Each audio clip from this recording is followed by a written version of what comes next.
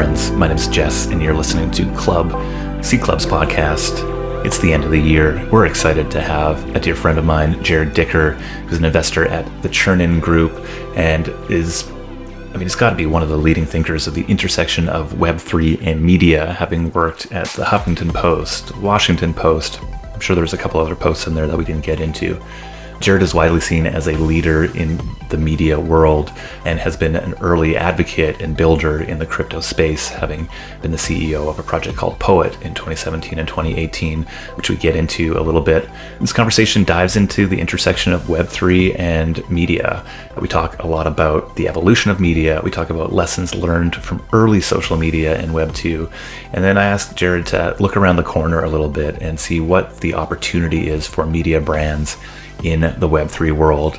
I also asked him for his cringe predictions for 2022, which, I hate to disappoint, were way less cringe and way more insightful than I was hoping for, but nonetheless valuable for you, I'm sure.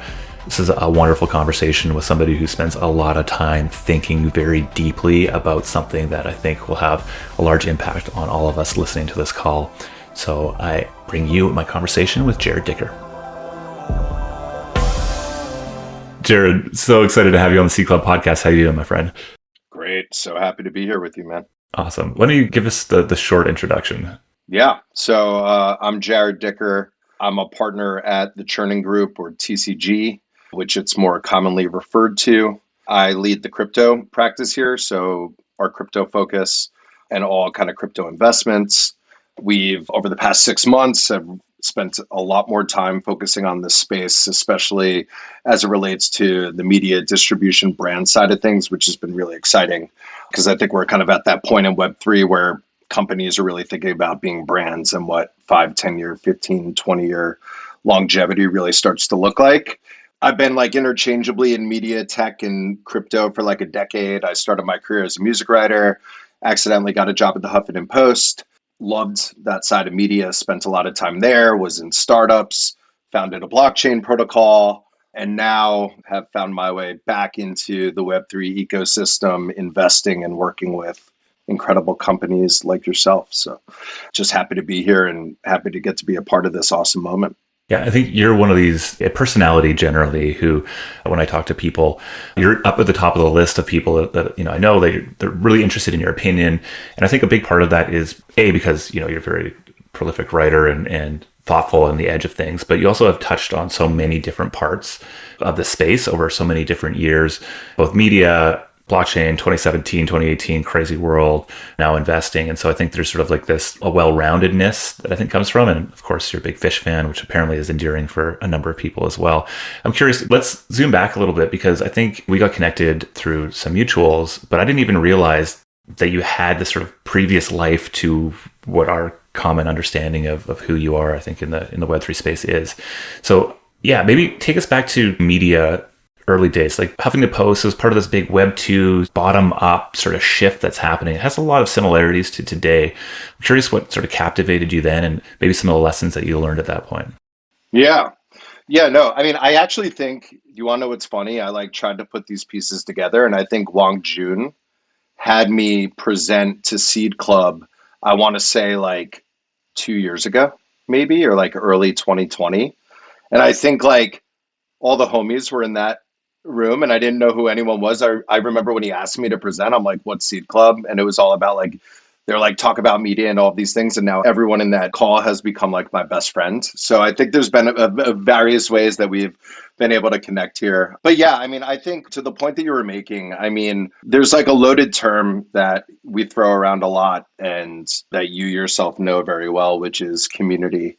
And it's this ever evolving idea of how you can leverage and collaborate with other people to work towards, a shared goal or something great. And my, lens that I put on it now, but that I was basically born into, was that of what we started building in early digital media. So back in 2010, pre creator economy or any sort of phase like that, the big focus was really how you start to build more engaging and inclusive brands in media, right? Like there was a very top-down approach. The brands of like the New York Times and the Wall Street Journal and the Washington Post were creating content, and there really wasn't a lot of flexibility around what could be created and who could really participate. And we talk a lot in crypto about like remix and reintegration. And what I like about Web3 crypto is that it very much encourages that sort of behavior. But back in the day, that was kind of like accidental behavior that reintegrated and created new means. So you saw it in music and especially in media. Blogging was really kind of that remixing and rethinking of how people could publish ideas and thoughts on the internet. So like early digital media was kind of like a way to combine those two things. Like how can you leverage the best of brands and the operational support and distributional support of being a brand, but also be able to bring up individuals and their value and point of view and perspective and bring them into an ecosystem. So when we were like early building at the Huffington Post, when it was still a blog, a lot of the credit to Huffington Post becoming much larger and much more influential to the point where, you know, it surpassed the New York Times and CNN and other means in ComScore, which was the way that you used to measure traffic and the value of a publication. A lot of that credit was on the software. It was like we were killer at SEO, we were killer at social, and we just did that better than others. So we were more discoverable and more engaging. But the real secret sauce was really in this notion then of what community was. It was really thinking about how you can create an environment that invites conversation and participation, that keeps people engaged, but also helps promote and distribute the value of the brand itself. And back then that happened in the comments section. And the comments section gets a lot of slack for like being a troll farm and just getting like tons of shit. And for the most part, any publisher you asked back then, and you know many now that have deprecated it, felt like it was just too much time spent on sifting out the crap versus the good that was in there. But the Huffington Post had this like little bit of magic. And the magic was really in like how you create incentives to build healthy conversations. So what we did there was we built this badging mechanism, which is very simple on the surface, which was if you highlighted a great comment, you were given a moderator badge, which then allowed you to curate more conversations within an existing article. If you did that well, then you were then promoted to be able to start to create content, right, on the Huffington Post as a blogger. And back then, it was really valuable to have that URL. It was hard for someone to have a blogger, or now you think of like a Substack or your @ handle building your reputation. The like credentialism of having like a HuffingtonPost.com/Jarrod Dicker, even though I was just blogging, just made people think that I was more important than I was. So you really kind of played into these intrinsic mechanisms to kind of cultivate healthy conversation and content creation and community. And that's what the real great digital media companies did really well. I mean, another great example was Gawker had this technology called Kinja. And the whole idea of Kinja was to really like have people spend a lot of time, have healthy, like exciting conversations within this comment arena that then effectively would build up to become its own publication or its own personality and so forth.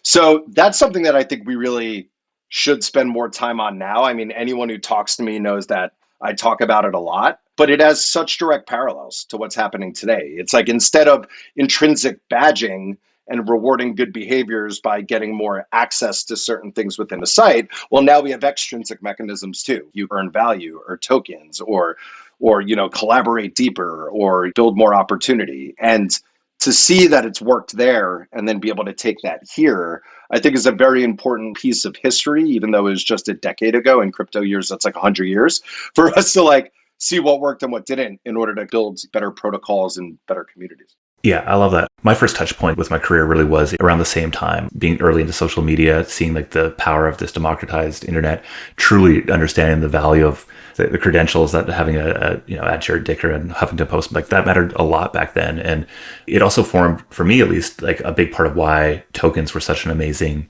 idea, because you think about the number of people who are creating an immense amount of value within the Huffington Post or within Facebook or within whatever, and the limited ways that we had to actually represent that ownership or that the value that's created there.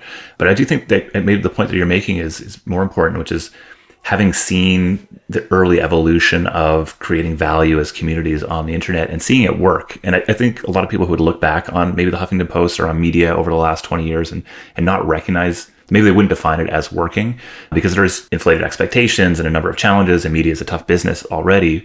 And yeah, comment boxes are literal troll farms that most have shut down. But I think you're right. There very much are insights in what worked there that anybody who I think spent any time, even on a site like Reddit, would be able to recognize right now. Like, it's very obvious to me, and I think to you, that the way value is created on the internet is through communities of people coming together, collaborating, making shit, watching stuff, being a part of something.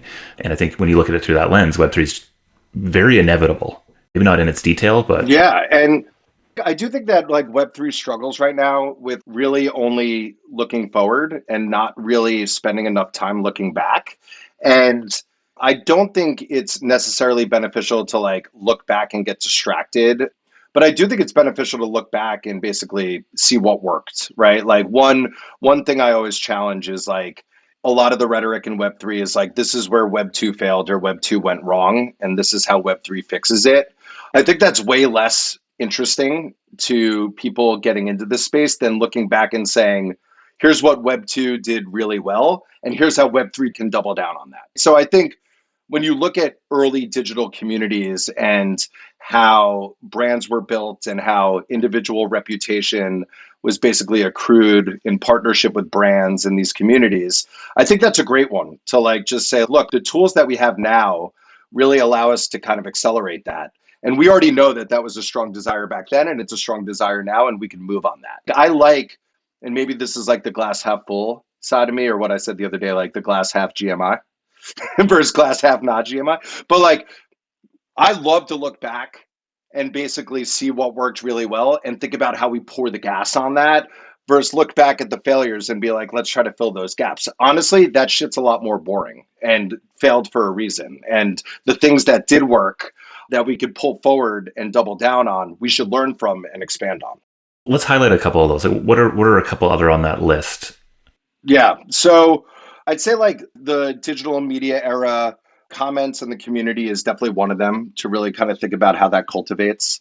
I think another one that I've been seeing a lot more of that is really interesting is how protocols really start to emerge. I think that there's a lot of existing brands and companies that want to get into the Web3 space or are in the Web3 space, but that are thinking about how to build more Web3 type infrastructure.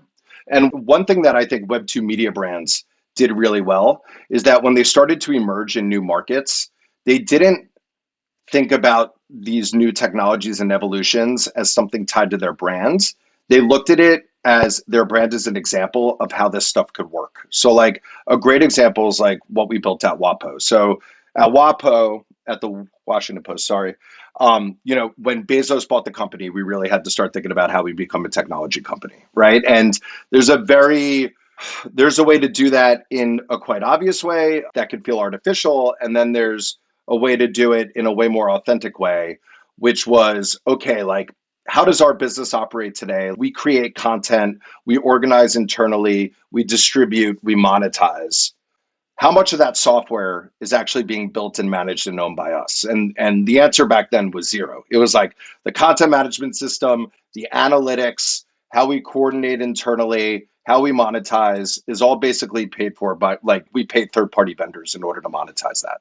So we basically started with like a little kernel, and we're like, okay, using the Washington Post as an example, let's build our own content management system and see if it's a better way for us to create content, edit, get legal approval, and publish live than WordPress or these other sorts of tools that we were using to date. Well, that proved to be very true. We had immediate feedback from the newsroom. Editors and writers and professionals that do this every day were basically telling us what they'd want out of the tools, and we built for that. Then we started expanding that. We went into analytics, we went into broadcasting, we went into video, to all of a sudden it became a business that is now called DarkX. It used to be called Dark Publishing. That's a very, very, very successful, highly lucrative business that licenses creator software and commercial management software to like, I think like at this point, 2,000 different publishers. But it became its own thing, right? And I think that that's a very interesting observation to take too, as we're building companies in this space and there's a lot of things that we want to do. You want to kind of think about what you've already built and created as maintaining and continuing to bring that value. And then new things that you're building should be used through those brands as an example, but then could eventually become a life of their own. And I think you could think of this with like DAO tooling. Seed Club could eventually be like, okay, like we're using all these different third parties and partners to do our core business. Well, eventually we should probably build our own. That's something that could eventually become another business that could power other things. Let's use Seed Club as the example, and then let's push it out. So there's like, I think a lot of maneuvering there that has been done that's both interesting to follow and double down on, that I think starts to move on into this space. Like I think an example of where the opposite of where people kind of make that mistake is if the Washington Post decided to build a software company under the Washington Post umbrella, it would have never been successful. It had to use the brand as the example and build something outside. So I think that's another example that may be galaxy brain. No, I like that because I think it's, something that we talk about a lot at C Club. And I think an insight or a thesis we have that I think maybe more people are coming around to, or I hope at least maybe proves to be more true, is that communities will be the source of the most interesting tools, platform development, right? And so like the Crowdsource guys are going to build something really interesting as far as DAO tooling related to not just operating a sports team, but like how does a DAO interact with the real world and with a large audience and et cetera.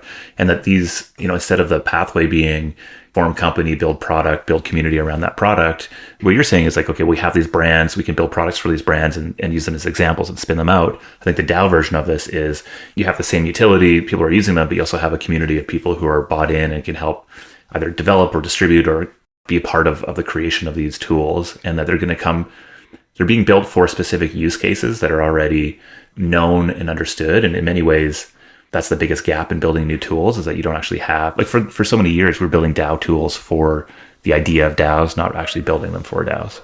Yeah. And I think something cool to like expand on that is that I feel like the idea of roadmaps really starts to kind of blow up in new and interesting ways, where you could have companies that have a core team and a focus and have a direction that they want to go.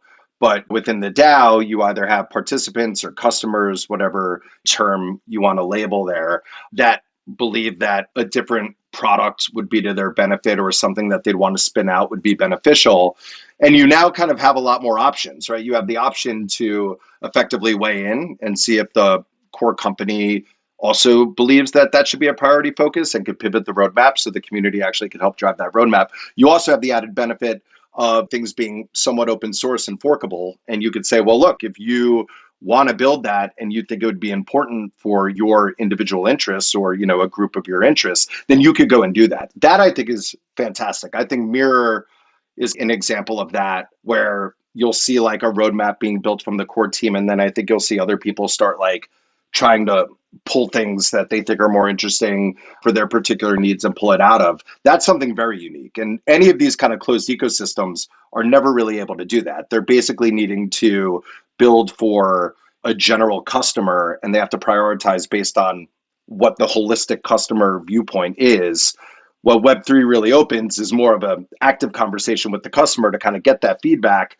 And if there's not an option to pivot the roadmap in order to focus on that individual customer's needs, well, they now have options to be able to take those things and build it themselves. And that I think just opens up, an entirely new breadth of opportunity. We're also, I think we're seeing these communities get to the size and scale where when new roadmap opportunities, you're seeing a forking of the roadmap within the organization itself. Like if you look at the world of Bankless, like there are so many things happening in the Bankless DAO that you wouldn't consider core roadmap, but the value of somebody taking responsibility and initiative and moving forward and being able to build momentum is, you sort of have this like, I've been using bubbles to describe DAO formations a lot in the last little while, like the idea of like I just start popping and growing in different sizes. And I think that's what we're seeing there.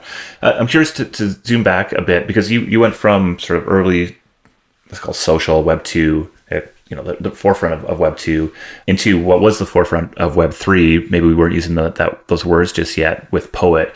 What was the insight there? And like, can you help place that in the broader context of like maybe this bigger crypto movement?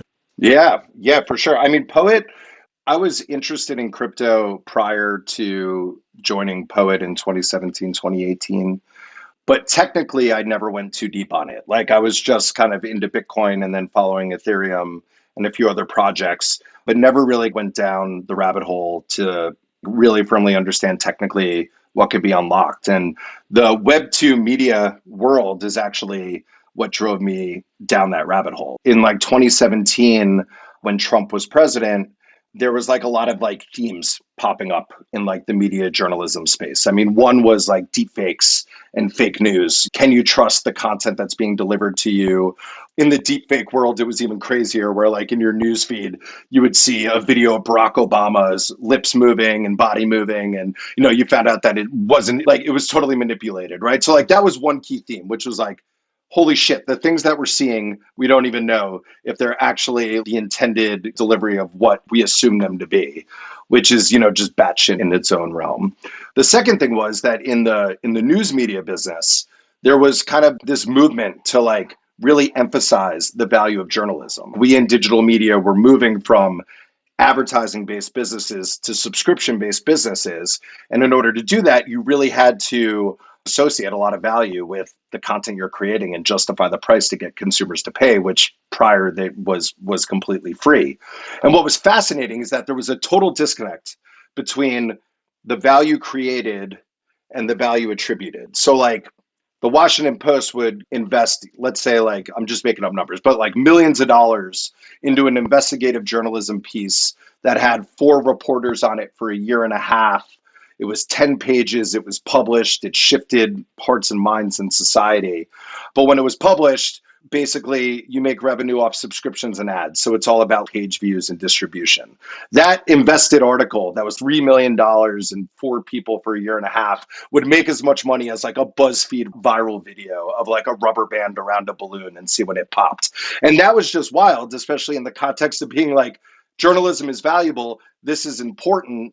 Readers would be like, sure, we get it. But in the end, when things transacted, it was the same. So that got me really into blockchain and this notion of provenance, where basically, even though those two themes were very disparate, blockchain introduced an interesting solution to both of them, which is if you start to put all digital IP on chain and you have the provenance of that information, in the one problem, well, now you have like a supply chain of content. You could see, if you so choose, that Barack Obama video, where it was originally created, if it was manipulated, if it was forked, if it was edited, which to me was like a massive revolutionary moment for like how we could think about information supply chain and the ability to look down. Not to say that everyone is going to be interested in that, but you'd have the opportunity to go deeper, similar to like a nutrition label, to like see like what you're putting in your body.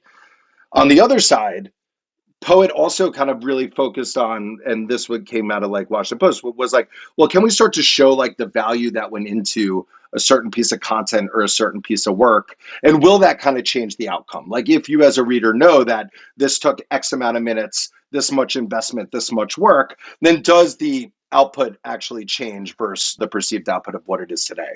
So I left the Post and became the CEO of a company, Poet, which back then really aimed to do that. The whole idea was, let's try to put all digital content and IP on chain and really think about the NFT less as a product and more as a process. Like, let's get it in content management tools when people are publishing, being able to mint it and so forth.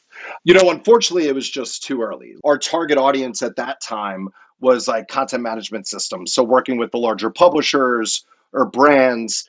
And it wasn't necessarily a critical need. Like we did do partnerships with a few of them.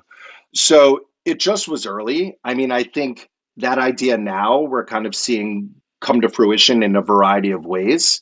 But luckily, I was able to start working on this stuff technically at that time, which allowed me to like broker my connections and ideas and thinking, which has now, I think, really allowed me to have a different sort of perspective as we edge into this era of Web3.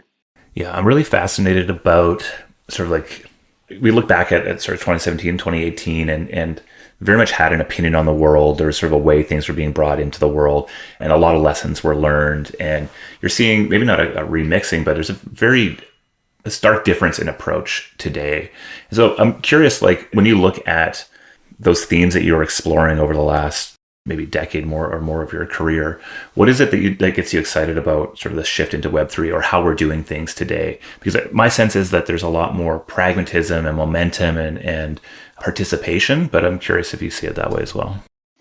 Yeah, I mean, I've always been very high on the idea of putting more value on the individual. I mean, even prior to crypto blockchain logic, it was always something that was very interesting to me. I was always trying to think about how individuals could accrue reputation and how they could leverage that in order to get a job or get access or get additional benefits to something.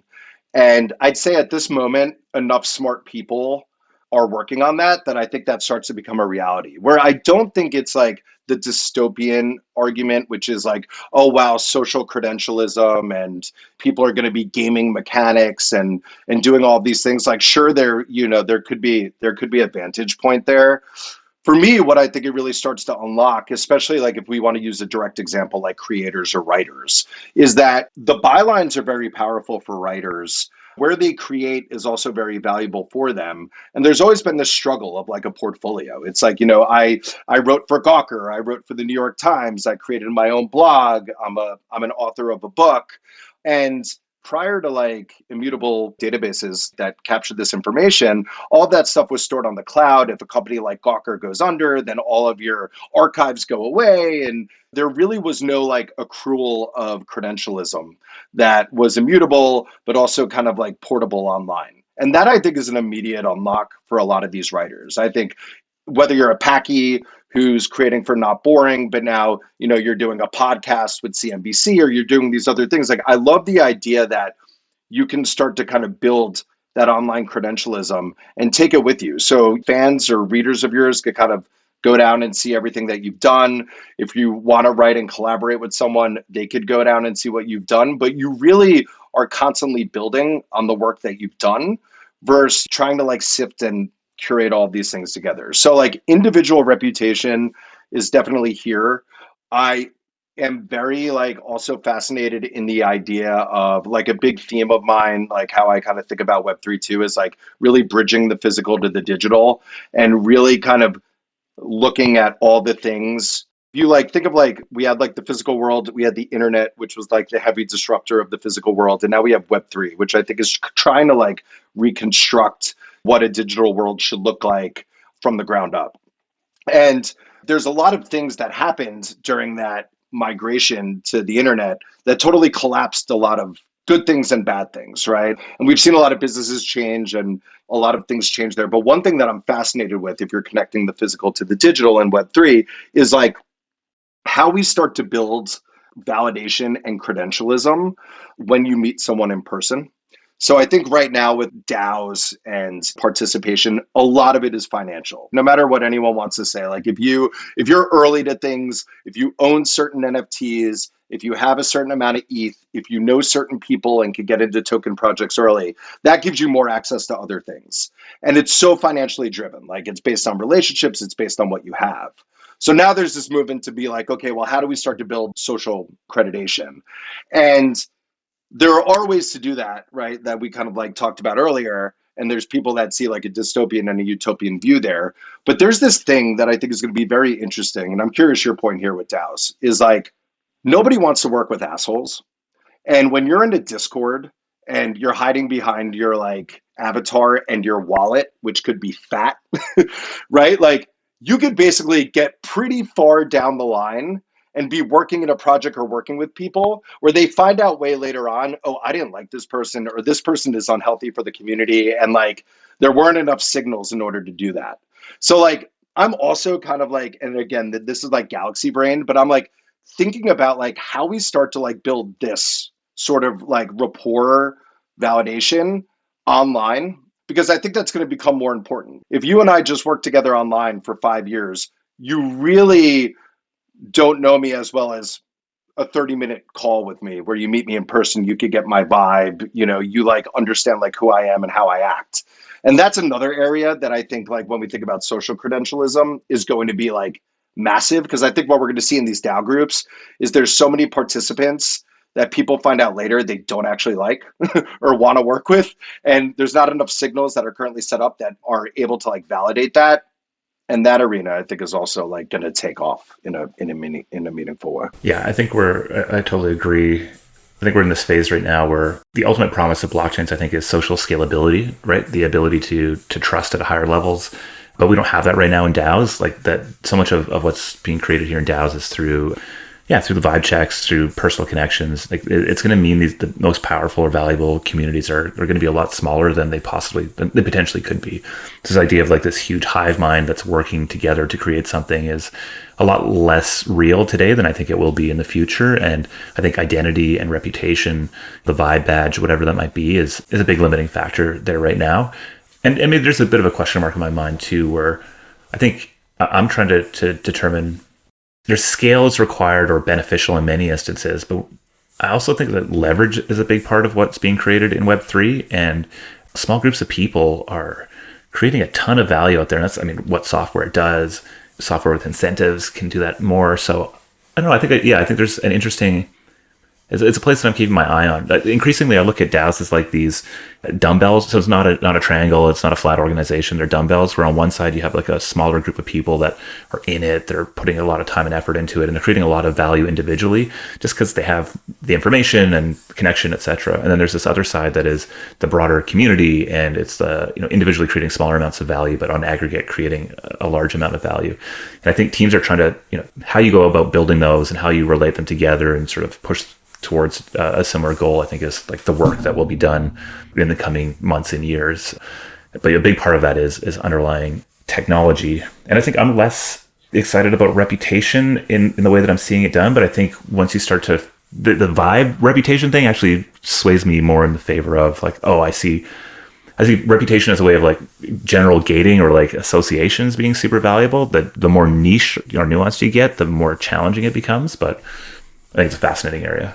Yeah, I think like, again, going back to your question, like what's exciting now, like, and something that's very relevant to you and this discussion is like, I'm actually shocked that we haven't seen more media DAOs pop up. I feel that media DAOs are an amazing rebundle of the creator economy ecosystem. Like I think you had media companies like the Huffington Post and BuzzFeed and others where individuals were really able to like surface up, but it's still basically contained at the brand level. People went to Substack or YouTube or Twitter and build their kind of individual followings. And especially in the Substack world, people have created their own publication and their own audiences. But now there's this realization that it's a lot of work. It's like, there would be benefits of having an editor, having a designer, working deeper with the community. And media DAOs to me are an obvious rebundle of like the creator economy. It's like take 4 or 5 great creators, their audiences, their communities, their collaborators, and start the next great media operation from the ground up. And even though there's a ton of benefits financially that we could talk about, I think coordination-wise, it completely changes the game. You have the ability to really understand content that's going to be interesting for your audience. You kind of choose who you work with. Their bylines matter, but you're effectively constructing this thing from the ground up. And I'm actually shocked, and I don't know why. Like, I'd be curious to I should dive deeper on this. Like, why more individual creators that are grouping together or new media companies that are coming out aren't thinking about constructing as a DAO, and whether that's like the tooling is hard or the education's not there, or they don't necessarily know that the option is there, because it flips the whole model. I mean, the fact that you could do an NFT drop fundraise with audience prior to like plan your year, be financially stable, think of new ways that give subscribers unlock value besides just getting content. It seems like a way more highly lucrative system for a media company and its contributors than the existing models. So that's a shock to me. Yeah, I want to dive into that because I think a lot of your work has been in and around the edges, and I thought that might have been a path you would take more of yourself, though I think you probably are in other ways. So 1, we're working on something, so giddy up. 2, I think what we're seeing right now has been this first wave. I'm seeing it actually come out in a bunch of different industries, not specifically, in media, because we have a couple conversations, but there's like this, the initial thing for DAOs to do is to go collect things, right? And you could even argue C Club is doing that, right? Like we're collecting social tokens. Maybe I would fight against that characterization, but it's to a degree. But like, Flamingo DAO or Squiggle DAO or yada yada. And we're seeing this in music a lot, right? There's like a lot of, so Noise is a DAO launched, or, there's just a whole host of collector DAOs that are coming out. But probably what's really most valuable there isn't the collection of the NFT, but rather like the the investing into the growth of an artist, right? And that's what labels have done for many years. And I think in a big part, like what a media company can do or a media DAO can do is invest in the growth and like the not only infrastructure but also the talent themselves, right? Because talent matters, building relationships matter, et cetera, et cetera. So I think the next wave of these DAOs we're going to see, because of like the risk is coming down a bit. There's more examples out there. People who have a lot more knowledge and ability to create value at that level are going to start stepping into the space. And I'm seeing that in music. I'm seeing that in a couple other spaces as well, where, yeah, me and a few friends coming together to create a media DAO. The hell do we know, right? Like, I'm not you. I haven't been in the business of media for forever. And now I think we're going to start to see that talent coming over. And again, talk about leverage, talk about opportunity. So I think maybe you just help me form a prediction for 2022, because I think we're going to see that. Yeah. And do you think, like, this is an interesting question for you. Do you think that, because it seems very binary right now, if you just, and it could be because, to your point, of who's building and participating in it. Like, I think a lot of people who would think about building a media DAO are Web3 native, focused solely on that, not coming from the other world or the, let's say, traditional world. Do you believe, or do you think that Web3 media companies, i.e. media DAOs, do they have diversified revenue streams? Is it NFTs and social tokens only, or is the idea like you should be thinking about advertising? You know, I think subscriptions could be NFTs, so you could blend that, but like advertising, and then you have events, and which I mean, not to lead the witness, but I personally think that is the opportunity in a way. Like, you could like really like build anchor and build up, but I'm curious your thoughts on that. Yeah, I totally agree. I mean, there's some practical challenges in structuring DAOs right now that make that harder than it might seem. But yeah, like maybe to chunk it up a bit, like I don't think unseating WordPress or YouTube or Twitter is the right thing for us to be focused on. I mean, if you're building that, please continue to build it. We need new tools and new stacks, et cetera. But it is a much harder thing. You look at Audius and their progress compared to Spotify. Great progress, but like the network effect is very real. And so I think media company or media DAOs are going to need to, and whether that's focused on the written content or music or whatever that creation is, are going to will be best served by really engaging with the Web 2 networks as they are, while keeping like exploring net new revenue opportunities and experimenting with ownership and the different dynamics and value that can be created from that. But I think we need to be pragmatic. And to me, that's the biggest shift we've seen over the last year and a half, is this sort of in the DAO movement, going away from ideologically driven decision-making or structures into ones that are saying, listen, momentum is what wins the day right now, and let's go and build for that. And we will figure out how to decentralize better. We will figure out how to better reward value creation, etc. So yeah, I'm a big pragmatist when it comes to creating value in these organizations. Yeah, and I kind of feel like we're seeing that in music too, right? I think there's a few different angles that are being taken with music today. There's like the artist area, which is, can we build a better process for streaming and royalties and artist revenue and development, which seems like it is looking to challenge the existing Spotify's and other sorts of arenas where artists currently are being distributed and leveraged. And then there's the fan side, which is, to me, very interesting. It's like, do I have the ability to contribute more and contribute deeper to an artist that I like, whether that's as a producer or at an event or to get special access benefits? I think media will follow a similar thing. I think like it's important to identify that there are kind of like two pillars, both like the creators and the consumers, and you kind of think about how to bridge those things together. But I'm with you. I think it would be to the disadvantage of both sides to not think about some of these Web 2 platforms as opportunities for like top of funnel distribution value, and then really driving people down and showing them like how Web 3 just builds on top of that and brings more value. I mean, crypto Twitter is the distribution point for Web 3. Like this, it's like so we just recognize that, right? Okay, this is a good segue into something I'm really curious about, because where you sit, I mean, both your history, experience, and where you sit today positions you incredibly well to kind of look around the corner at what the world of brands and media look like over the next 5-10 years? You guys are placing investments based on this thesis. Chernin has like a history of really being on the cutting edge, especially with investments like Barstool Sports, which I think in many ways is like the prime example of what a modern media brand looks like, and I think you can learn a lot from. But I think earlier you mentioned something about looking at these organizations that's building brands that are going to be enduring over decades to come. Really curious about how you're forming your thesis around that and what you're seeing there. Yeah. I think to start, at least in media, what we've learned is that the individual is kind of the acquisition and the brand is the retention. And I think the quicker individuals who become media companies or focus on media companies could get there, the better. Like, I think Barstool's a great example where you saw Portnoy, through years and years and years and years of work, get this thing up and going, start to bring in like KFC and Big Cat and others to really kind of make Barstool the brand the thing. And you even see this on a way more granular focus. Like any subscription media company, most of their new subscriber acquisitions come from the hiring of a new writer or a new talent. But the reason why people would keep a subscription is because they get all of that other content and all of that other benefit through it. So like you like come for Kara Swisher, you stay for the New York Times, right, or something like that.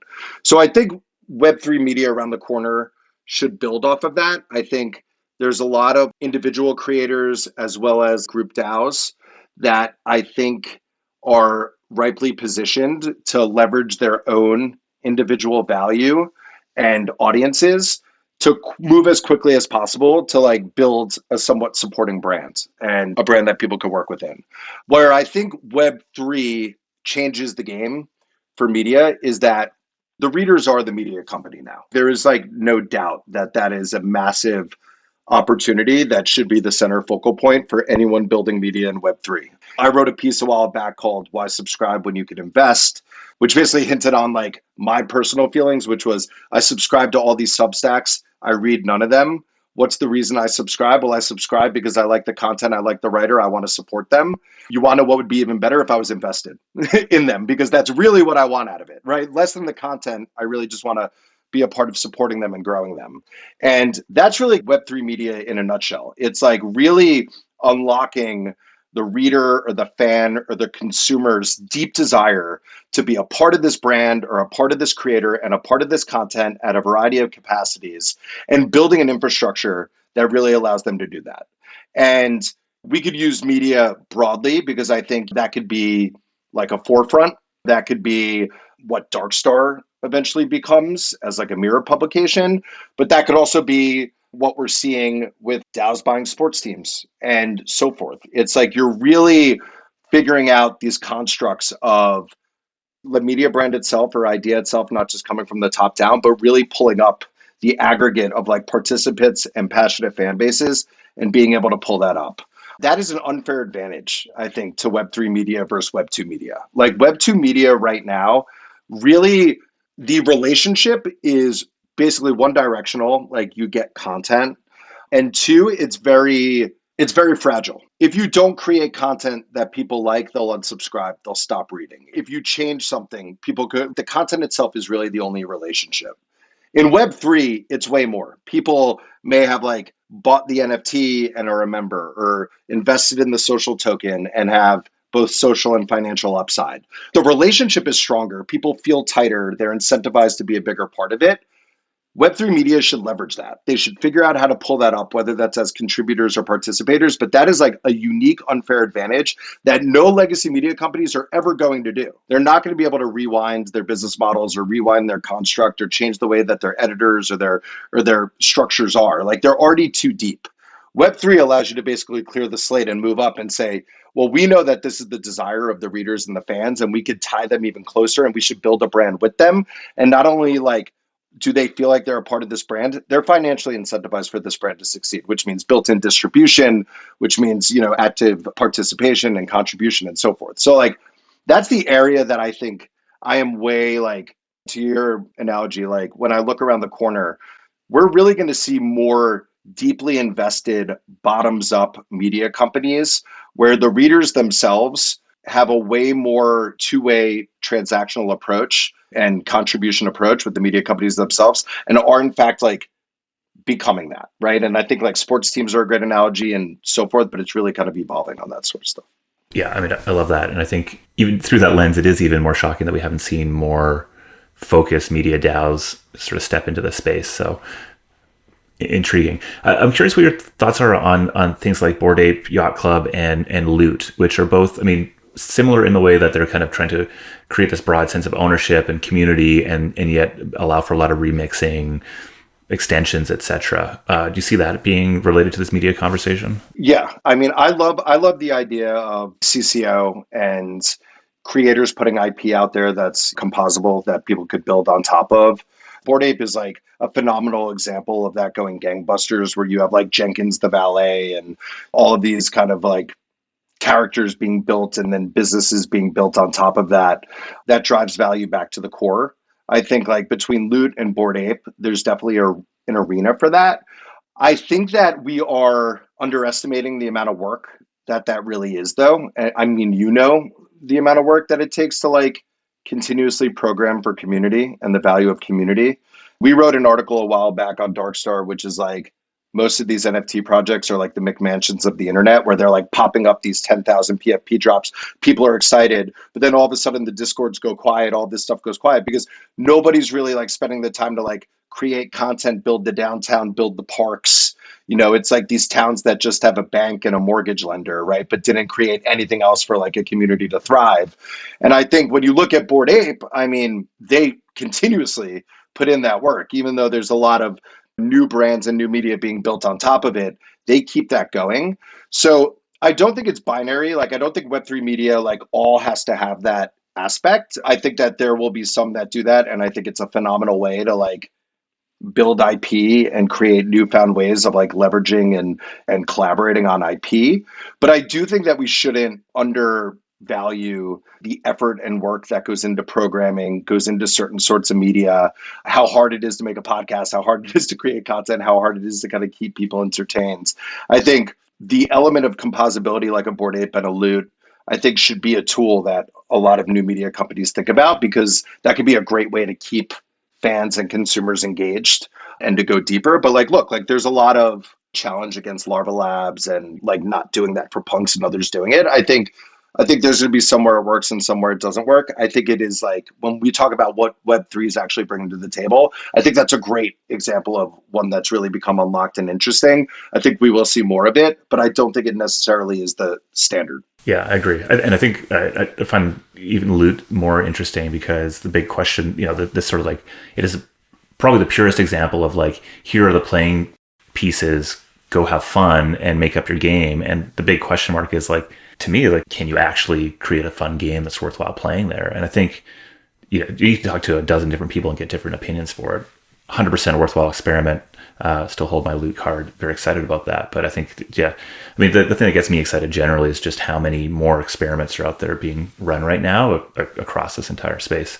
A similar challenge with that, like where we're like creating media where there's open IP.